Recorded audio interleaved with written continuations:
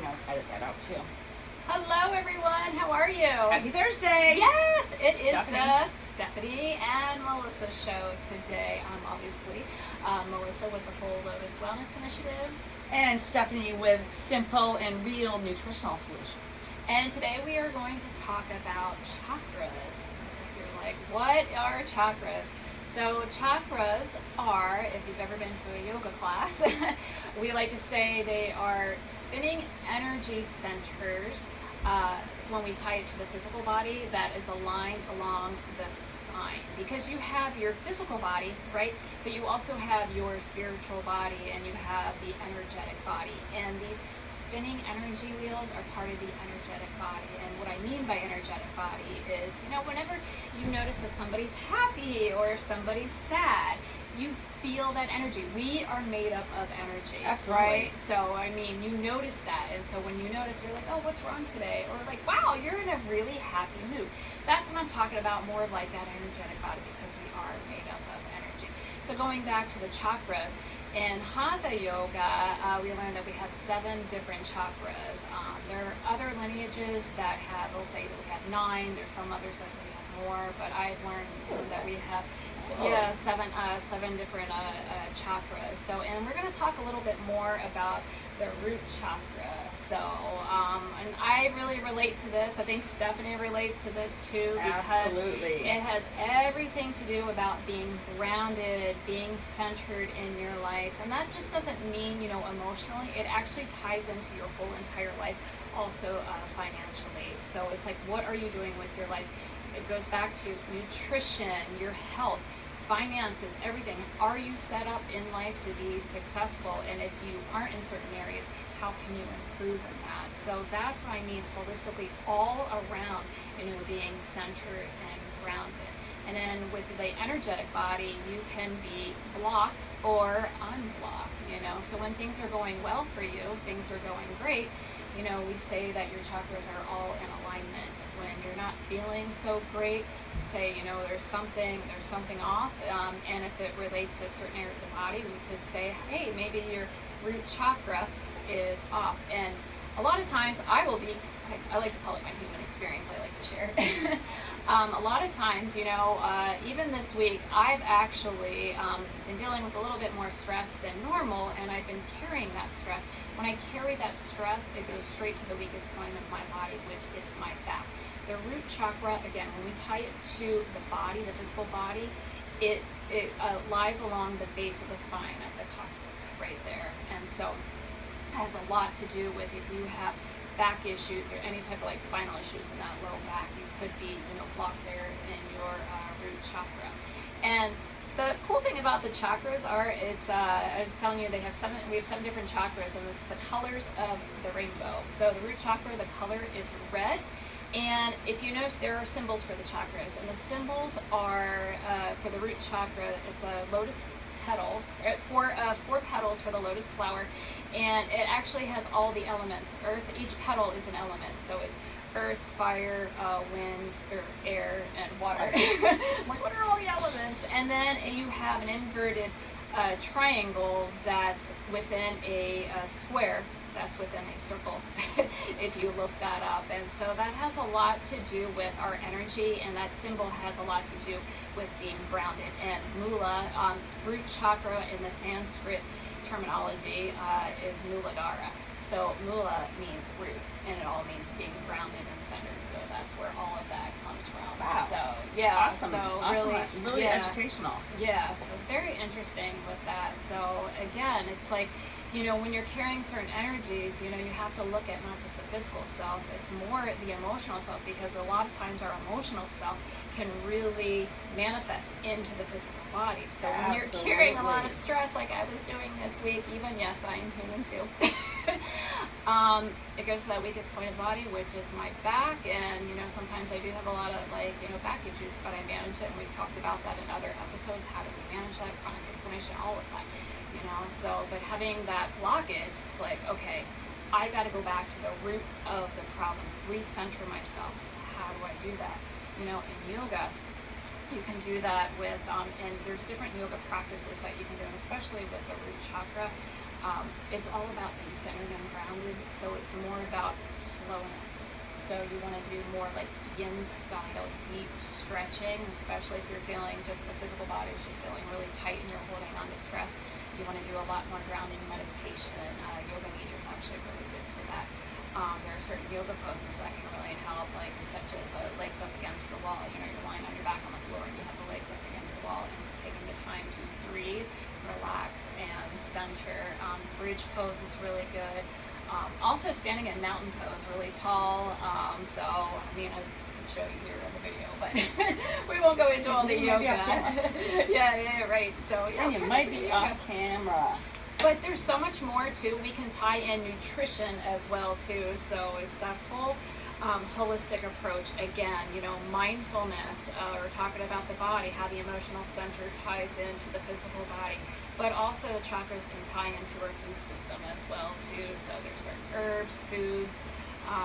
There's even crystals. All of that ties into it. So, so what do we learn about like the food system? For Well, chakras? I have to consult my notes. So when you think root veggies. So anything that okay, all vegetables grow on the ground. However, but think about, you know, your potatoes, your radishes, your parsnips, your turnips, sweet potatoes, onions, garlic, something that is basically the entire vegetable. Carrots is underneath the ground. But the ones that we found that are most prevalent to your root chakra are the red ones. Strawberries, raspberries, cherries, beets.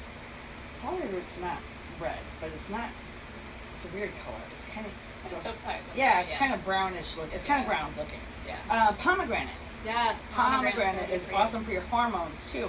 But something I can't, red apples. Yes. Red apples. So really anything red. Peppers, okay? And I'm going to cross over in just a minute with all of this. Animal protein. Yeah. You know, and I know people, you know, shy away from animal protein for different reasons. Some people need that in their body. But it is the best source of your amino acids. You know, and really your red meat, I know, you know, red meat got a bad rap, just like eggs did. So that would really be a whole different. To what your animal is eating, though. So absolutely. Yeah. So your red fruits and vegetables, your fruits, which, and tomatoes is on there too, but tomatoes, because tomato is a fruit, right? Yeah. Your fruits mostly not inflammatory. Your vegetables, on the other hand, the component that makes them red can be inflammatory. So if you're going on an anti-inflammatory diet, a lot for arthritis, you know, get rid of anything dark, like eggplant, which is of course purple. Tomatoes, red peppers, anything red, you want to get rid of, because it does whatever it is in there can cause more inflammation, so a little bit of an acidic. And this is it. And if you heard Stephanie, this is if you're going on an anti-inflammatory diet, because normally when you want to balance the root chakra, you look for more root foods that are red, but you do also do other stuff. So that's important to know. So you have educating yourself. You know, about what doing like a little bit of a food diary, and knowing, okay, I feel like my chakra is blocked. Well, how do I know? I'm having digestive issues, I'm having bowel issues, I'm having trouble sleeping, I'm fatigued, anxiety, I've gained weight, I've lost weight. Yes, yeah. I'm getting sick. That's a sign that your root chakra is blocked. So now I want to try to heal it through nutrition. But wait, I started eating red foods, I just don't feel good. Maybe if you do have arthritis, maybe your joints flared up. Maybe your pain in your back flared up even worse. So at that point, if you are very mindful and keep track of what you eat and how it makes you feel, then you can start eliminating them for a while and see if that helps tame down pain's inflammation. And it's the same thing in Ayurveda as well too, because we were talking about the different doshas in there, you know, and how in Vata, it's the same thing. They give you a list of foods to eat, but at the same time, you have to marry that with 2023 now as well. And it's like, okay, if you're going on a certain type of diet, because there are certain foods that I'm supposed to stay away from. Like I'm supposed to eat more cooked vegetables because I'm a Vata personality or Vata dosha.